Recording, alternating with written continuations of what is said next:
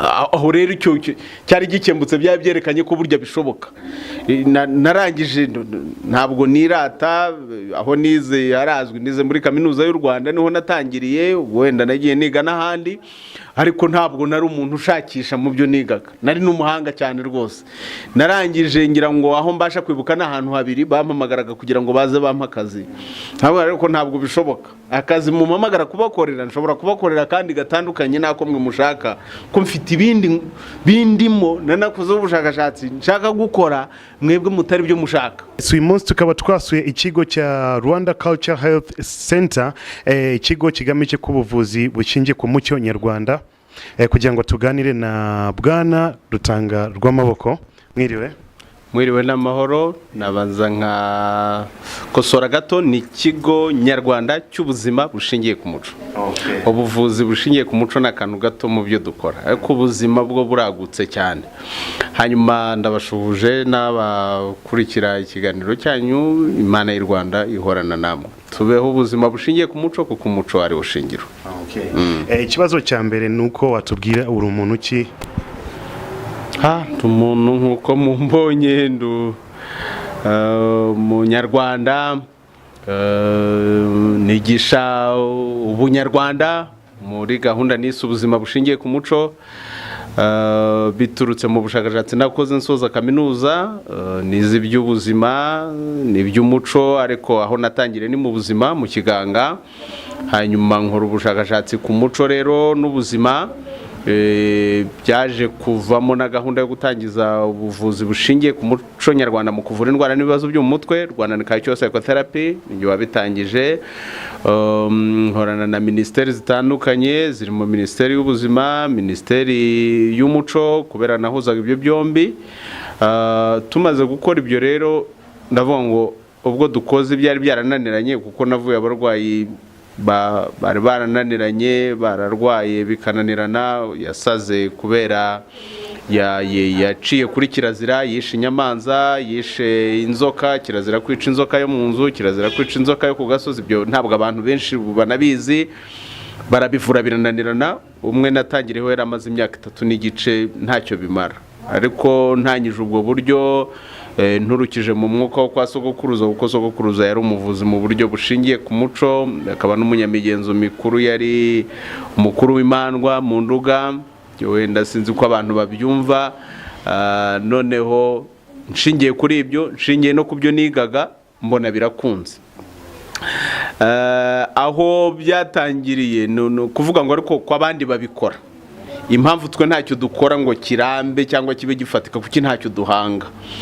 Ngo bishoboka yuko ari uko tudahera ku muco wacu, kuko umuntu afite imizi mu muco we, ndetse no mu gisobanuro gishya cy'umuntu navuze ko umuntu ari ndatandukanywa n'umuco we.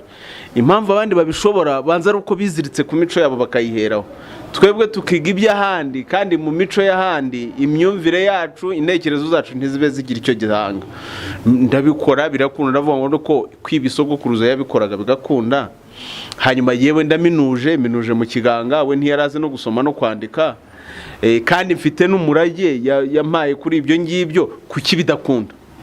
Nimba ntabishoboye ubwo abazimu ntibazanantera bakabimbaza, kuvuga abakurambere ntibazanyishyuza icyo nasigaye mara muri uru Rwanda.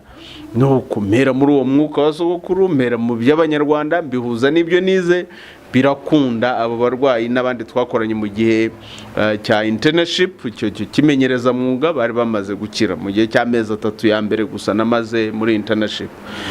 Noneho mita biba nk'ihurizo, turavuga ngo ariko biragaragara ko burya abantu kugira ngo bagire ibyo bahanga nuko bashingira ku muco wabo.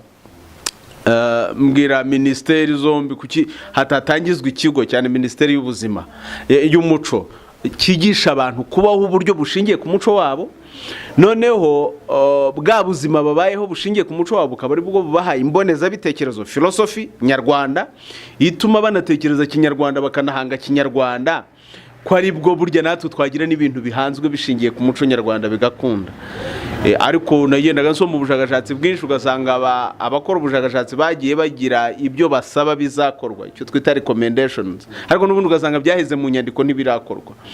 Ngewe rero kuko ubushakashatsi bwanjye nabukoze mu cyo twita action research program, ni nayo dukoresha hano muri iki kigo, no kuvuga ubushakashatsi bushingiye ku bikorwa. Navuga ngo reka nteri ya mbere nshyire mu bikorwa ibyo navuze, ntangize iki kigo ndebe n'icyo kigeza ku bantu, kuko natangiye no kubona umusaruro wabyo nkiri n'umunyeshuri, nta kindi ndabasha gukora ntarajya hanze nkiri umunyeshuri. Turagitangiza rero, kikaba ari ikigo nyarwanda cy'ubuzima bushingiye ku muco mwasuye uyu munsi, kikaba ari ikigo cyaturutse mu bushakashatsi. Byari n'urugero rwiza rwo guha barumuna bacu n'abazakurikiraho. Uyu munsi none dufite ikibazo cy'abantu benshi biga ariko ibyo bize ntibizana umusaruro, ahubwo bakaza bakaba ikibazo kuri sosiyete, ku gihugu, ku miryango, byaba ariho amafaranga y'ishuri, byabahaye uburyo bwo kwiga, noneho bakazana ikindi kibazo ho kuzana igisubizo, ikibazo cyitwa ubushomeri. Uko abantu biga ari benshi niko abantu barushaho kugira ubushomeri. Kubera iki? Navuze ngo nuko ibyo biga ntabwo babyiga mu buryo bushingiye ku muco wabo, n'ibyo biga nyine ntibishingiye ku muco wabo, no kubikora n'iki nta n'umusaruro bagiramo, ntibabasha no kugira icyo bahanga kubera ko badashingiye ku muco wabo. Aho rero icyo cyari gikembutse, byaba byerekanye ko burya bishoboka. Narangije ntabwo nirata, aho nize harazwi, nize muri kaminuza y'u Rwanda, niho natangiriye, wenda nagiye niga n'ahandi, ariko ntabwo nari umuntu ushakisha mu byo nigaga, nari n'umuhanga cyane rwose. Narangije ngira ngo aho mbasha kwibuka n'ahantu habiri bampamagaraga kugira ngo baze bampa akazi, ariko ntabwo bishoboka. Akazi mumpamagara kubakorera, nshobora kubakorera kandi gatandukanye nako mwe mushaka, ko mfite ibindi bindimo nanakoze ubushakashatsi nshaka gukora, mwebwe mutari byo mushaka, reka mbari byo njya gukora, ahubwo naho ibyo bifite abandi babikora, mu bibahamagarire baze babikore. Ndaza ntangiza iki kigo nyarwanda cy'ubuzima bushingiye ku muco, mpereye kuri ubwo bushakashatsi gusa. Ndibuka ko Minisiteri y'Umuco na Siporo yampamagaye kujya gukora exposition kuno bahamagara abafatanyabikorwa, ndagenda, yari jyewe na pull-up banner yanditseho iki kigo n'igitabo cy'ubushakashatsi bwanjye, niyo yari stand yanjye. Minisitiri ahageze ati ubu dusuye ikigo nyarwanda cy'ubuzima bushingiye ku muco, abamuyobora baramwereka bati iki ni ikigo nyarwanda cy'ubuzima bushingiye ku muco, kiri he? Kiri muri iki? Kiri muri ubwo bushakashatsi. Ndamusobanurira ibyo nakoze, nari mfite na recommendation ya Minisiteri, ndetse izo Minisiteri zombi y'ubuzima n'iy'umuco, ati iki kigo tugomba kugisura tukakigira n'umufatanyabikorwa bugufi, kuko urabona ko gitanga umusaruro cyane, kwigisha abantu uburyo umuco ari ishingiro ry'ubuhanzi buramba kandi butazima. Nta hantu cyari kindimo, ariko bintera izindi mbaraga zo kuvuga ngo noneho reka kibeho, kibe n'ahantu hafatika. Turatangira mu buryo bugoranye kugeza aho mu dusanze uyu munsi. Kikaba rero ari ikigo kigamije kwigisha abantu kubaho ubuzima bushingiye ku muco. Kubera iki? Kugira ngo babashe kugira iterambere rishingiye ku muco. Ni ikigo kigamije iterambere ry'igihugu ariko rishingiye ku muco. Kubera ko mu bushakashatsi bwose nakoze, n'ubu ndimo gukora PhD mu by'umuco n'amateka, nta terambere na rimwe rishobora kubaho ngo rirambe ridashingiye ku muco w'abantu. Iki kigo rero icya mbere cyagiriyeho ni ukwigisha abantu kubaho ubuzima bushingiye ku muco. Kubera iki? Kuko umuco ari wo shingiro, kuko niyo soko y'iterambere riramba. Nkaba rero ari gihe wagitangije, nanakibereye umuyobozi mukuru, ndumva ari ibyo hari nakwivugaho, ibindi mwagena mumbaza. Wavuze ubuvuzi bushingiye ku muco, ni bisobanura iki? Nari navuze ubuzima bushingiye ku muco, ariko noneho n'ubuvuzi bushingiye ku muco kambaze bitandukanye. Ubuzima nuko tubayeho, imibereho muri rusange. Ese abantu babayeho bishingiye ku muco wabo? Imibereho y'abantu, imyumvire yabo, imitekerereze yabo, imyitwarire yabo bishingiye ku muco wabo? Ibyo ni byo buzima bushingiye ku muco.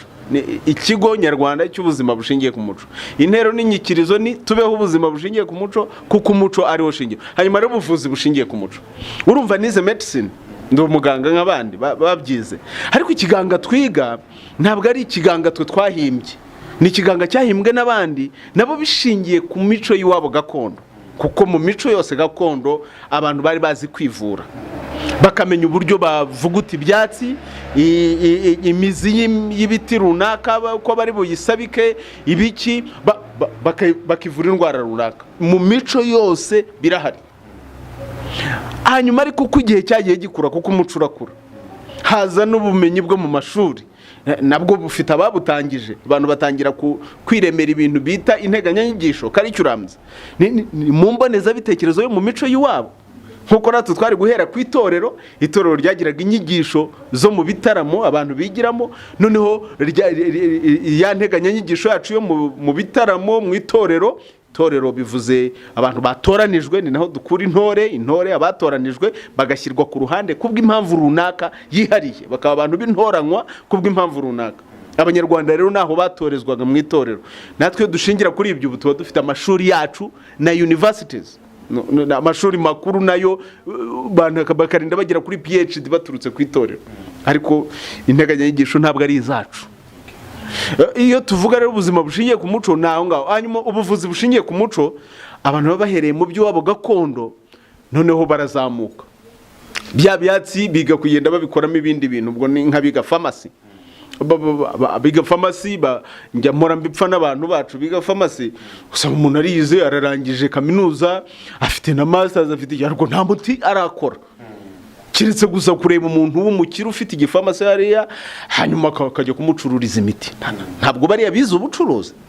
Abantu buriya bakabaye biyambaza bize ubucuruzi, akaba aribo bacuruza. Bariya bagakora prescription na study y'iyo miti, kubyiga no kubyandika, ariko ababyandika n'abaganga, hanyuma bariya bagakurikirana ko bikurikiranwa neza. Kuko imiti yanyu bimeze gute?